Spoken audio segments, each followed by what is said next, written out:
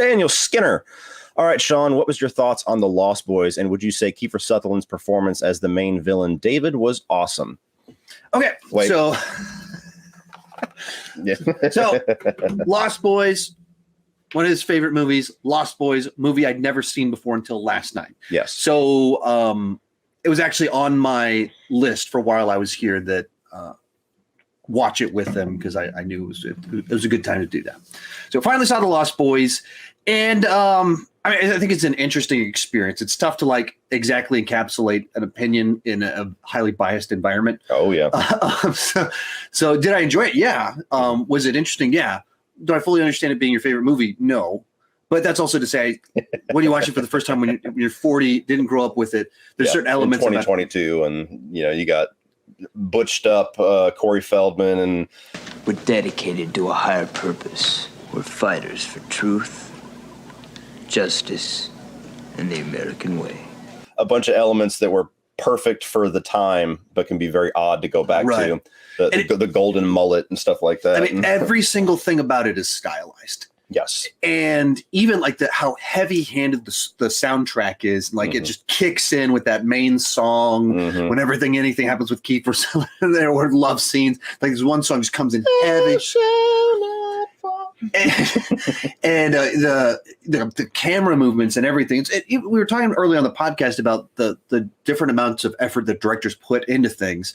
And Joel Schumacher's the butt end of a lot of jokes because Batman and Robin, but he's a director that actually had a distinct style. Yeah. Like he put a flavor on everything. And maybe that flavor was nipples on the bat suit, but it also meant just like from golden Kiefer Sutherland mullet, the color palette, the use of music, and the movement of the camera. Like you felt like you were watching an actual distinct filmmaker's passion project. Yes. Thing that he like this was his actual artistic expression.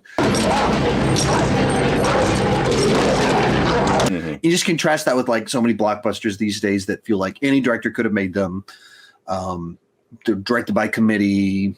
Yeah. Just no distinct flavor. As our buddy Griffin's kind of take on like Uncharted, that was kind of one of his big issues. Like it just felt like anybody could have delivered like an assembly line. Assembly line, yeah.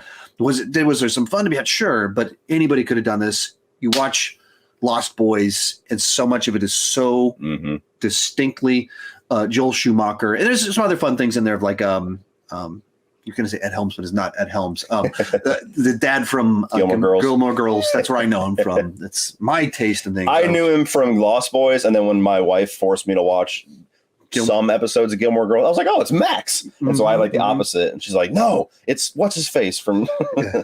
It's just a lot of fun to see these younger versions of these people in such a flamboyant, flavorful film. And it kicked off a lot of things. I mean, that was when Corey Feldman and Corey Haim first got together, and then they might as well have been shackled to each other for the rest of their careers live, as far as Corey Haim is concerned, unfortunately. But yeah, it's a movie that I grew up with, and so the soundtrack, the weirdness, the funny humor that's in there with the grandpa, the rock and roll 80s style to it, like all of it is just so unique to that movie. There's no vampire movie that's like The Lost Boys. Yeah. Have you ever seen Near Dark?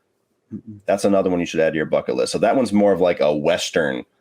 I think it even takes place in Texas, possibly. I could be wrong, but Texas. It's like a Western. You convinced me. Yeah, it's like a Western vampire movie. And so most people, Brian Lomax being the example, when you say favorite vampire movie, usually it's one of those two. So maybe the other one would be yours.